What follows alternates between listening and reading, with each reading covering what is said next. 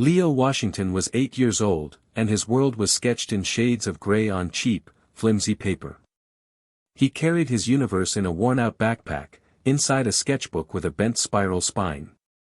In it were dragons with shimmering scales, knights in sun-bright armor, and smiling portraits of his Grandma Rose, her wrinkles drawn as gentle rivers mapping a lifetime of love. These drawings were his only shield against a world that felt cold and sharp, a world that existed outside the warm, cramped walls of the little house he shared with his grandmother. Their house stood on a forgotten street at the edge of a forgotten town. It leaned a little to the left, as if tired from standing so long. The paint, once a cheerful yellow, had peeled away in long strips, revealing the weary gray wood beneath. But inside, it was a sanctuary of warmth and the scent of cinnamon and old books. Grandma Rose kept it spotless. She polished the worn wooden floors until they held a dull gleam and filled mason jars with wildflowers she found growing in the cracks of the pavement. Grandma Rose was a small woman with hands that were a testament to a life of hard work, yet they were always soft when they touched his cheek.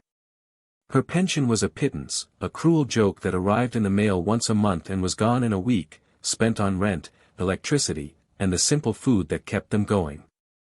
They ate a lot of oatmeal and potato soup, but she had a way of making it feel like a feast. She would tell him stories as they ate, tales of heroes and magic, of kindness being a currency more valuable than gold. "When you can help, you help, Leo," she would say, her voice a soft, melodic hum. "You never know when you're entertaining an angel in disguise." Leo carried her words in his heart, but they felt like a foreign language at Northwood Elementary. The school was a squat brick building that always seemed to be under a permanent gray cloud. The hallways smelled of disinfectant and disappointment. Here, kindness was not a currency, it was a weakness to be exploited. His bullies were a trio of older boys led by a fifth grader named Kyle. Kyle had pale, mean eyes and a smirk that seemed permanently etched onto his face. They targeted Leo for the quiet way he carried himself, for the worn-out state of his clothes, for the second-hand sneakers with the flapping soles he tried to hide by walking flat-footed. Most of all, they targeted him for his drawings. They would snatch his sketchbook, their grubby fingers smudging the careful pencil lines. They would hold his knights and dragons hostage, laughing at the worlds he had created. "Look at the little baby, drawing fairy tales," Kyle would sneer, his voice a rasping sound that made Leo's stomach clench. Leo had tried to get help. He had told his teacher, a weary woman with tired eyes who sighed and said, "Boys will be boys, Leo. Just try to ignore them." Ignoring them was like trying to ignore a hornet's nest you just kicked. He had gone to the principal, Mr. Albright, a large, imposing man with a perfectly parted helmet of gray hair and a face that looked like it had been carved from sour stone. Mr. Albright's office was cold and smelled of stale coffee and authority. Leo, small and trembling, had explained what was happening. The principal had listened with an impatient stillness, his fingers steepled under his chin. When Leo finished, Mr. Albright leaned forward, his voice a low, chilling rumble. "Mr. Washington," he said, the title sounding like an insult, "I have reviewed your file. You're a quiet student. These other boys are from prominent families in our community. Are you certain you aren't provoking them with these fanciful drawings of yours? Perhaps you should focus more on your schoolwork and less on daydreaming. If I get another complaint about you causing trouble, I will have no choice but to suspend you." Leo had left the office feeling smaller than he had ever felt before. He had been blamed. He was the one causing trouble. The institution, the place that was supposed to protect him, had turned on him. He didn't tell his grandma about the principal's threat. He couldn't bear to add another worry to her already burdened heart. So he endured.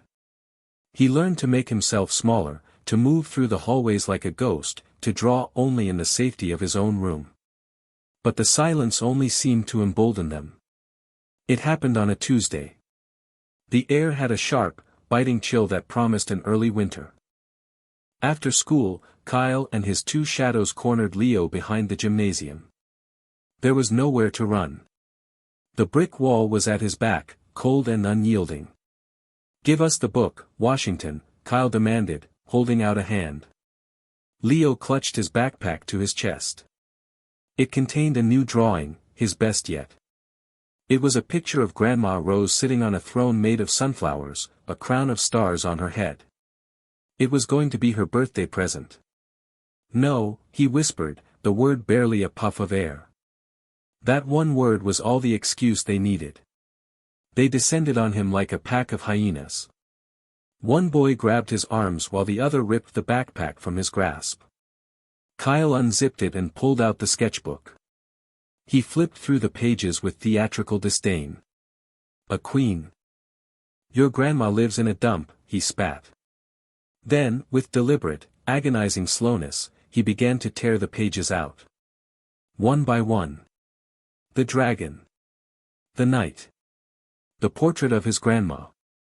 Ripped in half, then in quarters, the pieces of Leo's soul fluttering to the damp, muddy ground. They threw the empty sketchbook down, followed by his backpack, which landed with a sad splash in a deep, murky puddle. They laughed, a harsh, grating sound that echoed in the cold air, and then they were gone, leaving Leo alone with the wreckage of his world. He didn't move for a long time. He just stared at the torn paper, the muddy water seeping into his beloved drawings. A sob tore through his small chest, a raw, painful sound.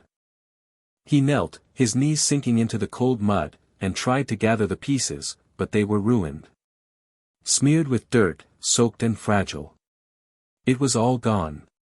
He finally picked up his sodden backpack and began to run. He didn't run towards home. He just ran. Tears streamed down his face, hot against his cold skin, blurring the world into a watercolor of pain and sorrow. He ran without thinking, his lungs burning, his heart a frantic drum against his ribs. He ran until he burst out from the side street onto the main road at the edge of town, gasping for breath. And that's when he saw them. They were a vision from another world, a stark contrast to the drab grayness of his town. A dozen motorcycles were parked in a formidable line in front of the old gas station, their chrome engines glinting like polished silver even under the overcast sky. Around them stood a group of men who looked like they were carved from rock and leather. They were huge, clad in black vests adorned with patches and emblems. They had long beards and tattoos that snaked up their necks and disappeared into their sleeves. They were laughing and talking, their voices deep and rumbling, a sound that seemed to make the air vibrate. The Iron Sentinels. Leo had heard people whisper their name. They were a force of nature that occasionally passed through, a storm cloud on wheels that made people lock their doors and pull their curtains shut. They were everything he was supposed to be afraid of. But in that moment, Leo wasn't thinking about fear. He was drowning in a sea of despair, and these men, with their leather vests like armor and their powerful machines like warhorses, looked like the knights from his ruined drawings. He remembered his grandma's words, twisted by his own desperate need, when you need help, you ask. He looked at the biggest man, a veritable giant with a beard like a thick black mane and shoulders as wide as a doorway. A patch on his vest read, Bear. He looked like a king. With a final, ragged sob, Leo made his choice. He ran. He ran right past the gas pumps, his muddy sneakers slapping against the cracked concrete. He ran straight towards the mountain of a man named Bear. He didn't slow down. He just ran until he collided with the man's leather-clad legs. The deep laughter stopped. A sudden, heavy silence fell over the group. Every eye was on the small, sobbing, mud-stained boy clinging to their leader's leg. Leo, his face buried in the rough denim, tugged on the man's jeans. "Please," he cried, his voice muffled. "Please, you have to help me." Bear looked down, his expression unreadable. He was a man accustomed to inspiring fear, not to being used as a life raft by a weeping child. He slowly knelt, a deliberate movement, his knees cracking like distant thunder. The sheer size of him up close was terrifying, but his voice, when it came, was shockingly gentle. It was rough, like gravel pouring over silk. "Whoa there, little man. What's all this? What's wrong?" Leo couldn't form a coherent sentence. He just held up the ruined, muddy pieces of his drawings. He pointed back in the direction of the school. They ripped it, he choked out. My grandma, her crown of stars, it's all muddy. Bear took the soggy scraps of paper from Leo's trembling hands. He looked at the smeared image of a woman on a throne of sunflowers, then at the other torn pieces. He didn't laugh. He didn't dismiss it. He studied them with a strange intensity, his brow furrowed. He looked at the other men, who stood in a silent, watchful circle. Their faces, once hardened and intimidating, now held a shared expression of confusion and a flicker of something else. Something protective.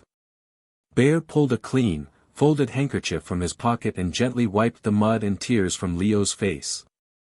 They ripped your art, he said. It wasn't a question. It was a statement of fact, a verdict delivered in a low growl. And they put your bag in the mud. Leo nodded, hiccuping. The principal, he won't help. He said it was my fault. A dangerous stillness settled over Bear. It was the calm at the center of a hurricane. He looked at Leo, then back at the torn drawing of the woman with the crown of stars. Nobody puts a queen in the mud, he said, his voice dangerously soft. He tucked the ruined drawing carefully into his own vest pocket, as if it were something precious. What's your name, son? Leo. Leo, Bear repeated, the name a solemn oath. My name's Bear. And these are the Iron Sentinels. We're going to look into this. He stood up, towering over Leo once more. He gestured to one of his men. Sarge, get his bag. A man with a stern face and military posture walked over, picked up the dripping backpack without a word, and wrung it out with surprising care. Bear looked down at Leo. Where do you live, Leo? Leo pointed a shaky finger down the road. All right, Bear said. You're riding with me. He lifted Leo as if he weighed nothing and settled him securely in front of him on the massive seat of his motorcycle. The leather was cold, but the sheer solidness of the man behind him was a comfort. The neighbors peeked from behind their curtains, their faces masks of disbelief, as the giant biker, with the small, tear-stained boy, rumbled slowly down the street, leading a procession of steel and thunder. He stopped in front of the little leaning house, and Grandma Rose came to the door, her face etched with worry, which quickly turned to stunned silence. Bear gently lifted Leo down. Ma'am, he said, his voice respectful, your boy had a bad day. We just wanted to make sure he got home safe. He handed her the now empty, damp backpack. We'll be in touch, and with a final, long look at Leo, he turned, mounted his bike, and with a deafening roar that shook the windows, the Iron Sentinels rode out of town, disappearing over the horizon as quickly as they had arrived. A week passed. The gray skies lingered, and a bone-deep cold settled into the town. For Leo, the world had lost all its color. The biker's dramatic departure had felt like a dream, and with each passing day, the memory faded, leaving behind only the harsh reality. They hadn't come back. They hadn't called. They had just been passing through, a fleeting moment of impossible hope. They had forgotten him. The bullying at school intensified. Kyle and his cronies now saw Leo as a tattletale who had cried to strangers. They didn't tear his drawings anymore, he had stopped drawing completely. Now, their cruelty was more insidious. They tripped him in the halls, knocked books from his hands, and whispered taunts just loud enough for him to hear. Where are your big, bad biker friends now, Washington? Then came the phone call. Grandma Rose answered, her voice its usual warm lilt, but it soon grew strained and quiet.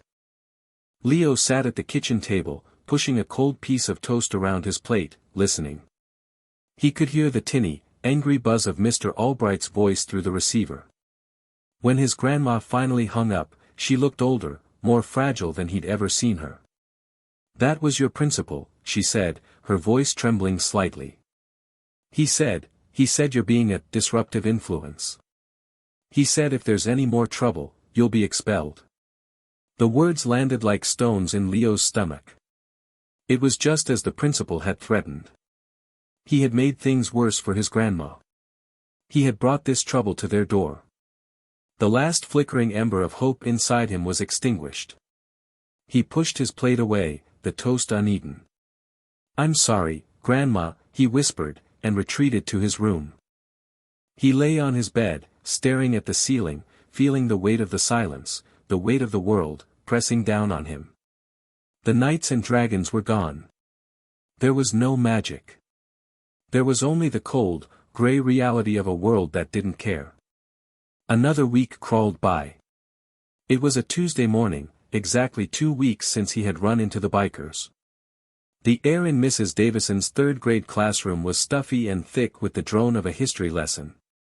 Leo stared out the window, watching a single brown leaf skitter across the empty playground. He felt as empty as the swing set, swaying slightly in the wind. Then he heard it. It was a sound so faint at first, he thought he was imagining it. A low, deep hum, like a distant bee. But it didn't fade. It grew. The hum became a thrum, a vibration he could feel in the soles of his shoes. Mrs. Davison paused mid-sentence.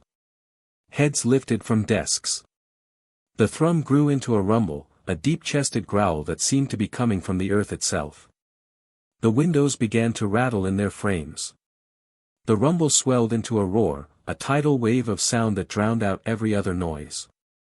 It wasn't one engine, it was dozens. No, it was hundreds. It was the sound of an approaching army. Kids scrambled to the windows, their faces pressed against the glass. The secretary's voice, high and panicked, crackled over the intercom. "Mr. Albright, you need to come to the front. Now." Leo moved to the window, his heart hammering in his chest. What he saw stole his breath. Pouring down the main street, a solid, unbroken line, was a river of chrome and black leather. It flowed like molten steel, turning into the school's driveway and flooding the parking lot. It wasn't just a dozen bikes. It was an ocean of them. They filled every parking space, then the fire lanes, then the manicured grass verges in front of the school office. They kept coming, a seemingly endless procession of motorcycles, their engines idling in a unified, ground-shaking thunder. It looked like every iron sentinel from every chapter in the state had descended upon their small, forgotten school. The school doors burst open and Principal Albright stormed out, his face a blotchy, furious red. He looked like a man about to try and stop a tsunami with a teaspoon. "What is the meaning of this?" he bellowed, his voice barely audible over the roar of the engines. "This is private property. You are all trespassing. I'm calling the police." The engines cut out. All at once. The sudden, profound silence was more shocking than the noise had been. In that silence, one man dismounted from the lead bike. It was Bear. He moved with a calm, deliberate grace that was utterly menacing. He was flanked by a dozen of his men, a phalanx of leather-clad giants who moved as one. Bear stopped a few feet from the sputtering principal. He didn't raise his voice. He didn't need to. "We already spoke to the police," he said, his voice a low, calm rumble that carried in the still air. "They're observing."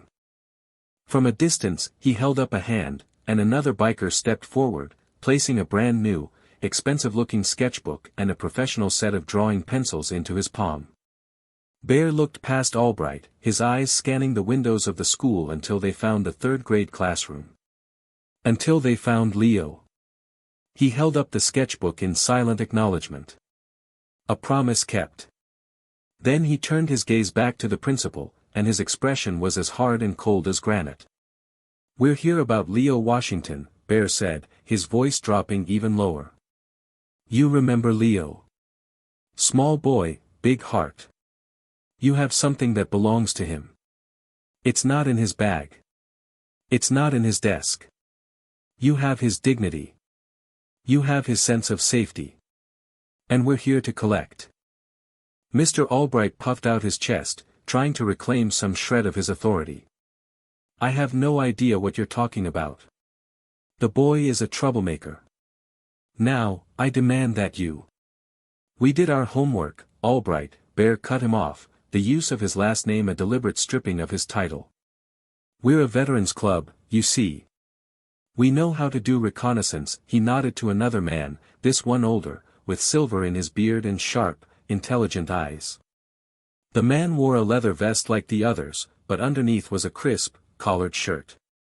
He stepped forward, holding a thick file folder. Mr. Albright, the man said, his voice clear and precise. My name is Marcus Thorne. I'm legal counsel for the Iron Sentinels. In this file, you will find signed and notarized affidavits from the parents of 14 other students at this school, detailing your gross negligence in handling persistent bullying. It seems you have a pattern of blaming the victims. We also have a recording of your threatening phone call to Mr. Washington's grandmother. A copy of this entire file has already been delivered to the superintendent of the school district and the editor of the state newspaper. They are awaiting our call. The color drained from Albright's face. He stared at the file as if it were a venomous snake. Now, Bear continued, his voice like grinding stone, we'd like to have a word with 3 of your students. Kyle, Mark, and David. Bring them out. A terrified teacher fetched the 3 boys, who emerged from the school looking pale and small. Kyle, who had seemed so big and fearsome behind the gym, now looked like a frightened child. Bear didn't yell. He didn't threaten. He did something far more terrifying. He knelt, bringing his massive frame down to their eye level. I'm going to teach you a word, he said softly, his voice a hypnotic whisper. It's called honor. Honor is about protecting those who are weaker than you. It's about standing up for what's right, even when it's hard. What you did to Leo, that wasn't strength. That was cowardice. You broke his spirit because you don't have the courage to build anything of your own. You will never do it again, he looked each of them in the eye.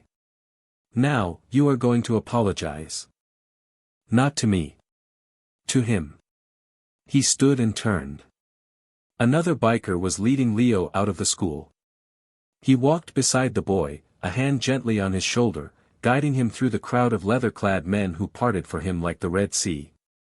They looked at him not with pity, but with a deep, abiding respect. Kyle and his friends stood frozen, until Bear cleared his throat. Now, he commanded. Stammering, their voices cracking, they apologized. They apologized for ripping his drawings, for throwing his bag in the mud, for every taunt and every trip in the hallway. They apologized to Leo, who stood there, small and straight, flanked by an army. But Bear wasn't finished. He addressed the entire school, his voice booming in the quiet lot. The Iron Sentinels are officially adopting Northwood Elementary, he announced. We have started a fund. A protection fund. Any child in this school who feels unsafe, who feels unheard, can come to us. We are funding a new, real anti-bullying program. We will be present at school events. We will be watching. This is our town, too. And we protect our own. He turned to Leo. He presented him with the new sketchbook and pencils. This is for the new masterpieces, he said gently. Then, another biker stepped forward, holding a small, custom-made black leather vest. It was an exact replica of theirs, and on the back was a single, beautifully stitched patch, Iron Sentinels Prospect, Leo. Bear helped Leo put it on. It was the proudest moment of Leo's young life. He wasn't a victim. He was a prospect. He was one of them. Mr. Albright was suspended that afternoon, and an investigation led to his swift termination. The story in the state paper was a sensation, and donations poured into the Sentinels Protection Fund. The culture of Northwood Elementary began to change overnight.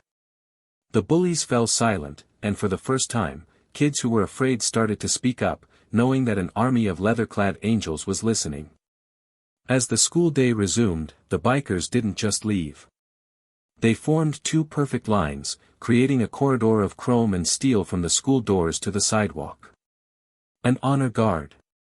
And as Leo walked back into the school, wearing his new vest, they started their engines. Not one by one, but all at once. A unified, deafening, triumphant roar of thunder that was not a threat, but a salute. A promise. That evening, Leo sat on his porch next to Grandma Rose.